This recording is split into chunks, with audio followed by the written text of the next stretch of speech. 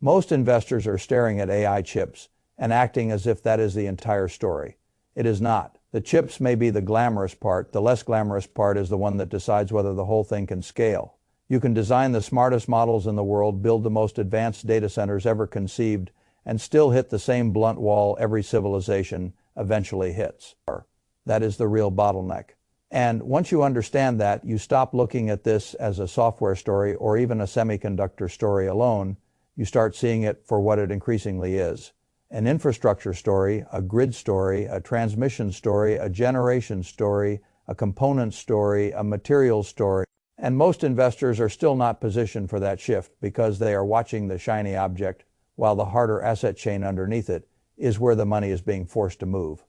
That is why this matters. President Trump did sign an executive order aimed at grid reliability and security, and the Department of Energy has already built follow-on actions and methodology around it. The official name is not nearly as dramatic as the internet version, but the direction is real.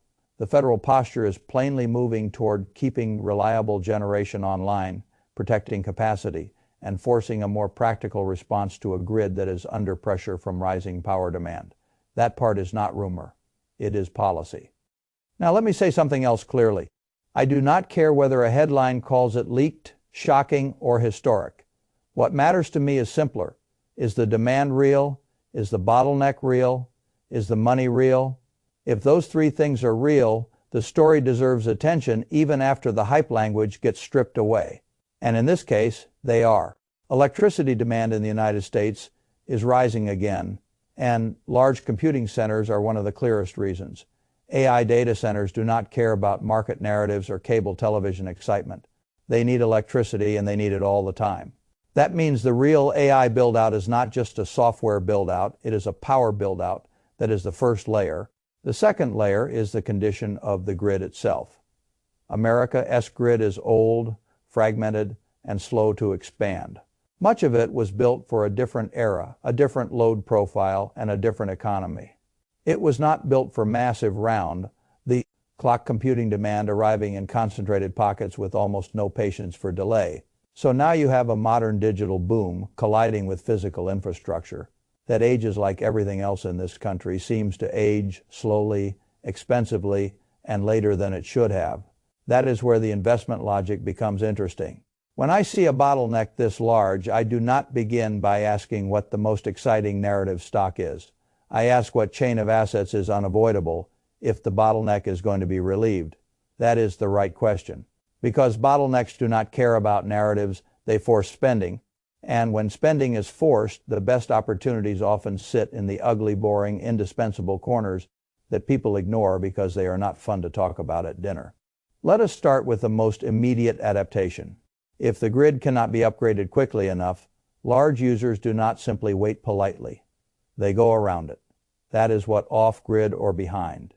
The meter generation is really about if a hyperscale operator cannot get enough timely grid capacity for a new data center, it starts looking at on-site or adjacent power solutions, fuel cells, gas-fired generation, nuclear in select future cases, direct procurement structures, long-term power arrangements.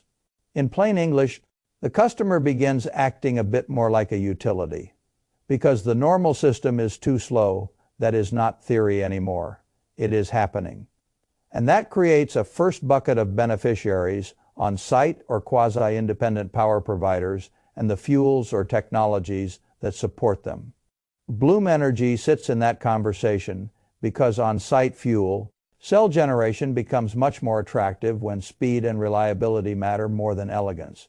Nuclear-related names and uranium exposure sit in that conversation because if hyperscalers and policymakers want firm carbon light power, then small modular reactor narratives and nuclear supply chains get another leg of seriousness under them. I am not saying every company in that ecosystem wins. I am saying the ecosystem itself becomes more relevant when constant. Load AI infrastructure collides with an electric system that was not built for this pace of expansion. Now move one step further out. Even if some data centers solve near-term needs with on-site generation, the country still has to build the physical grid. That means transmission, substations, distribution, upgrades, interconnection work. engineering, construction, the entire physical spine that makes electricity move where it needs to go. This is where a lot of retail investors lose the plot because the companies doing this work are not always fashionable.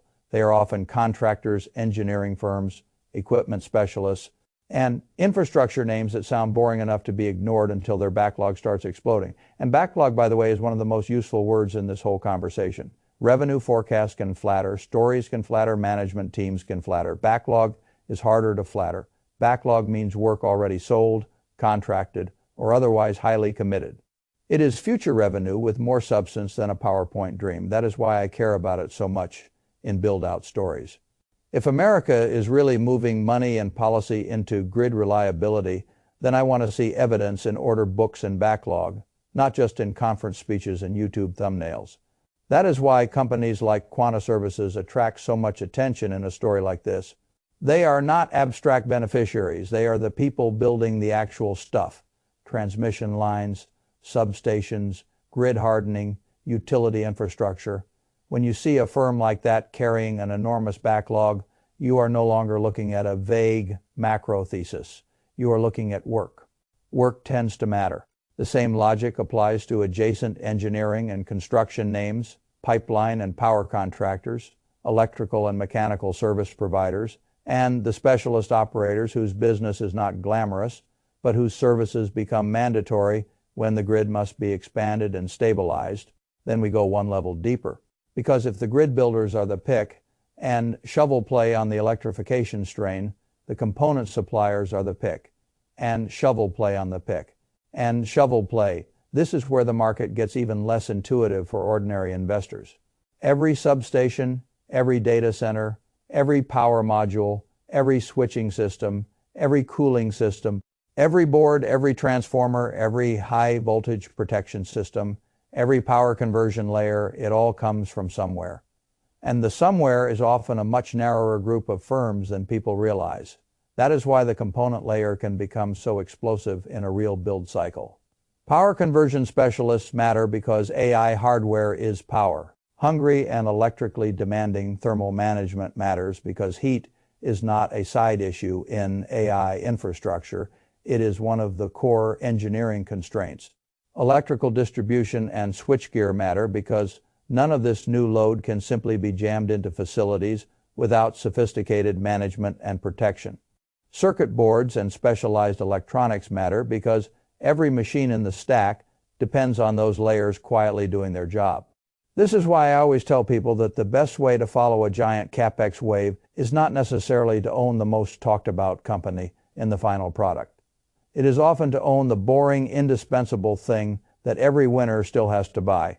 Now let us go even deeper. Again, raw materials, copper, aluminum, uranium in the right chain, specialized metals and components. If the physical system must be upgraded, the system cannot be upgraded with PowerPoint presentations. It gets upgraded with metal, fabrication, energy, feedstock, and industrial throughput. That does not mean every commodity company automatically becomes a brilliant investment. It does mean that the material requirement is real and should not be mentally separated from the capital spending story. And here is where politics adds another wrinkle.